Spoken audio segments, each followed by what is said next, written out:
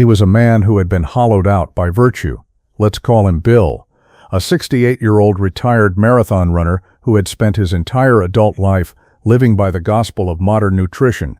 He sat in my urology practice, a man who looked fit on the outside, but whose eyes told a story of profound internal collapse. For 30 years, he had religiously avoided red meat. He saw a steak not as food, but as a heart attack on a plate. His diet was a sea of beige and white, skinless chicken breast, tilapia, brown rice, steamed vegetables. He was, by all mainstream definitions, the model of health. Yet he was in my office because his body had staged a quiet, devastating rebellion. His energy levels were in the basement. His muscle mass, once a source of pride, felt like it was melting away.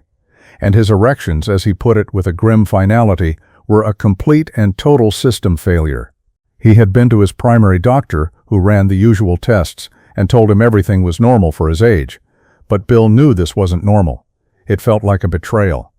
"Dr. Liam," he said, his voice strained, "I did everything they told me to. I ate the chicken. I ate the fish. I ran the marathons. I feel like I've been lied to. Why is my body falling apart when I've done nothing but try to take care of it?" The answer I had to give him was one of the most controversial statements a medical professional can make in this day and age. I had to tell him that his virtue was his poison. I had to explain that by diligently avoiding one specific forbidden food, he had been systematically starving his body of the most critical, non-negotiable raw materials required to function as a man. My name is Dr. Liam, and I am a urologist.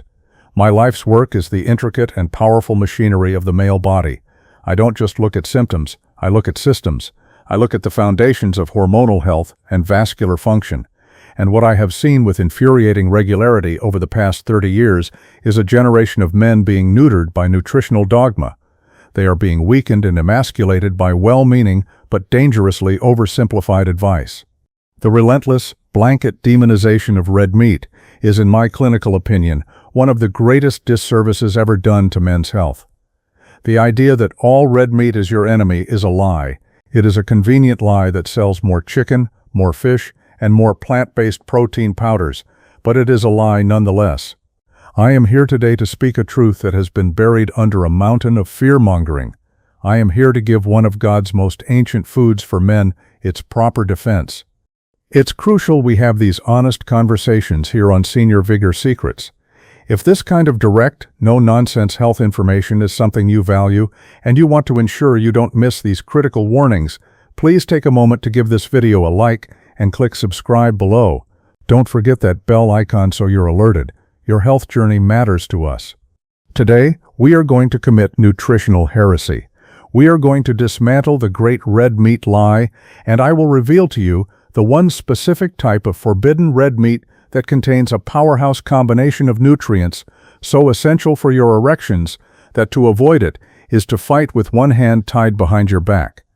First, we will expose the Great Starvation, the silent deficiency epidemic created by the war on red meat. Second, I will introduce you to the Erection Builders, the two specific critical nutrients found in their most potent and usable form in this forbidden food, and explain precisely how they build an erection from the ground up. Finally, I will give you the urologist's protocol for how to select, prepare, and consume this food, not as a guilty pleasure, but as a powerful targeted medicine for your manhood. Before we can build, we must first clear the rubble of misinformation. Let's talk about the Great Starvation. For the last 40 years, you have been bombarded with a single, terrifying message. Red meat will clog your arteries and give you a heart attack. This message, while perhaps well-intentioned, is a masterpiece of oversimplification. It fails to make the most critical distinction of all, the difference between a greasy half-pound fast food burger eaten with fries and a soda, and a modest portion of lean, nutrient-dense muscle meat from a healthy animal. The medical establishment, in its rush to create a simple public health message, threw the baby out with the bathwater. They saw studies where people who ate the most red meat also had the worst health outcomes, but they failed to properly account for the fact that these same people were often smoking more, drinking more, and exercising less. They blamed the steak for the sins of the cigarette. The result is that 2 generations of men like Bill have lived in fear of this food. They have diligently replaced it with other sources of protein, believing they were making the healthier choice. But here is the devastating truth they were never told. While chicken and fish are fine sources of protein, they are nutritionally inferior when it comes to certain key micronutrients. They are pale imitations. The price you pay for this avoidance, for this fear, is a slow-motion nutritional starvation. You are depriving your body of the very building blocks it needs to manufacture testosterone and to create robust blood flow. It's like trying to build a strong brick wall, but refusing to use mortar. The structure will inevitably crumble. I remember my consultation with Bill so vividly. He laid out his daily diet for me, and it was a case study in modern nutritional dogma. Breakfast was oatmeal, lunch was a turkey sandwich on whole wheat, dinner was a small piece of baked tilapia with quinoa. It was a sea of beige. He was getting protein, yes, but he was getting almost none of the specific powerful cofactors needed for male vitality.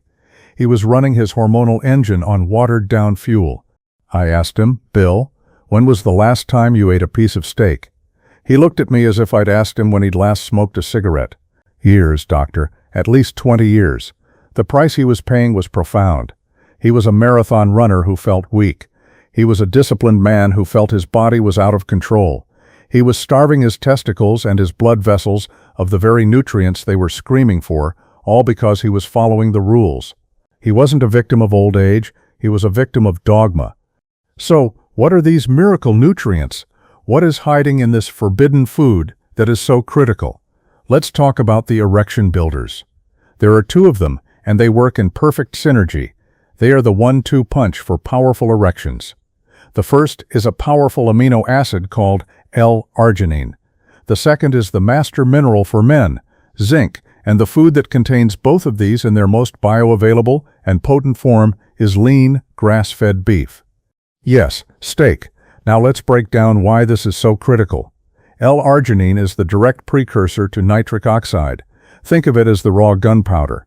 Inside the lining of your arteries, an enzyme acts as the spark, turning that L-arginine gunpowder into a massive explosion of nitric oxide. As we've discussed, nitric oxide is the signal that tells your blood vessels to relax, to dilate, to open wide, and allow the rush of blood that creates a hard erection. Without sufficient L-arginine, you simply do not have enough gunpowder for the explosion. You'll get a fizzle, not a bang. Now you can get some L-arginine from poultry and nuts, but red meat is one of the richest natural sources on the planet. By avoiding it, you are putting your body on an arginine ration. You are asking it to perform a miracle of hydraulics without giving it the necessary raw materials. Now for the second erection builder, zinc. If L-arginine is the gunpowder, zinc is the spark plug for your entire hormonal engine. It is arguably the single most important mineral for male sexual health. Your testicles require a huge amount of zinc to perform their primary function, producing testosterone. A zinc deficiency, which is incredibly common in older men, especially those who avoid red meat, is a direct cause of low testosterone. When your testosterone levels plummet, your libido, your desire for sex, vanishes. It doesn't matter how much nitric oxide you have if you have no desire to use it. Zinc is the on switch for your libido.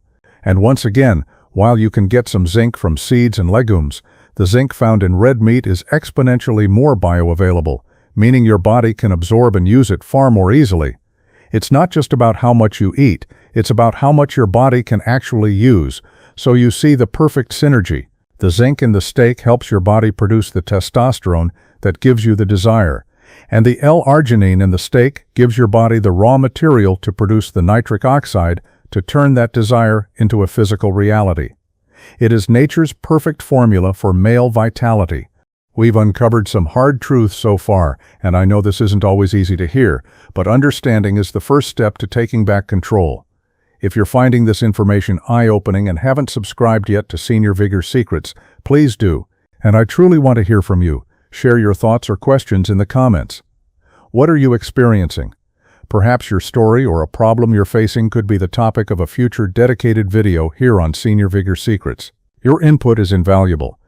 So, how do we put this knowledge into practice without falling into the trap of unhealthy habits? This is where we need to move from dogma to intelligence. This brings us to the Urologist protocol. This is not a license to eat a fatty ribeye every night. This is a targeted, medicinal approach to using lean red meat to refuel your body. There are 3 rules. Rule number 1, selection is everything. You are going to become a connoisseur of lean beef. You will walk past the heavily marbled cuts. Your targets are cuts like top sirloin, flank steak, or a filet mignon, and crucially, whenever possible, you will choose meat from grass-fed cattle.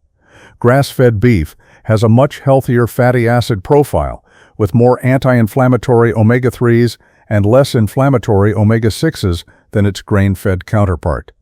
You are choosing a clean, powerful source of nutrients. Rule number 2, portion and frequency are your control dials. We are talking about a modest portion, 3 to 4 ounces, about the size of a deck of cards or the palm of your hand. This isn't a feast, it's a therapeutic dose, and you are not going to eat it every day. For most men, incorporating a portion of lean red meat 2, maybe 3 times a week is the sweet spot. This is enough to flood your system with these key nutrients without overdoing it. Rule number 3, preparation matters. You are going to cook it simply, broil it, grill it, or pan-sear it in a little olive oil or avocado oil. Do not bread it and fry it.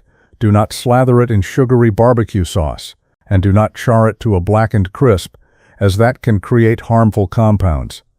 A simple preparation with salt, pepper, and garlic is all you need. You will serve it not with a mountain of French fries, but with a large helping of steamed broccoli or a big spinach salad. You are using this powerful food as the centerpiece of an otherwise incredibly healthy meal. Let me finish Bill's story, the retired marathon runner. He was deeply skeptical of my advice. It went against everything he had ever been taught. It felt like an act of rebellion. But he was also desperate. He agreed to try my protocol. He went to a good butcher and bought a small, lean, grass-fed sirloin steak. He cooked it as I instructed and ate it with a huge plate of asparagus. He called me 3 weeks later. The change in his voice was remarkable.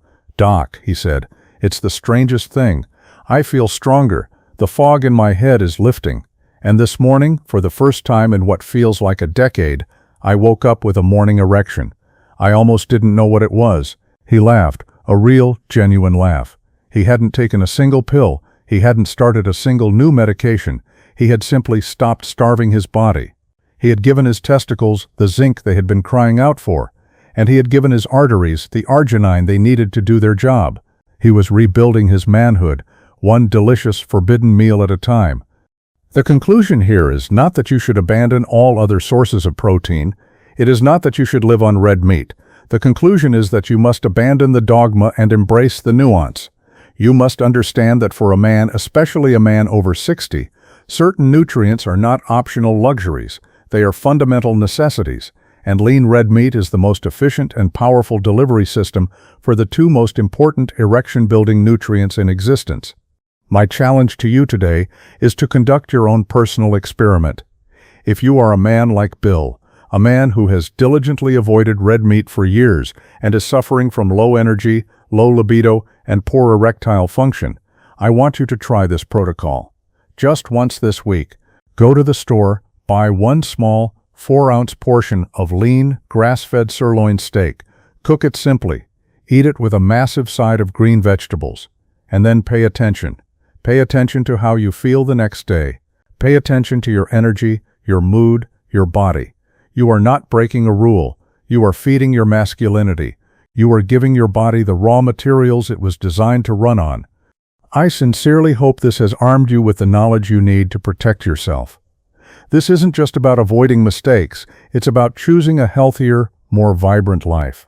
If this message resonated, please subscribe to Senior Vigor Secrets for more essential health truths. Share it with men you care about, and let me know in the comments what your biggest takeaway was or what health challenges you're facing. Your experiences are important, and sharing them helps us all learn and build a stronger community right here on Senior Vigor Secrets.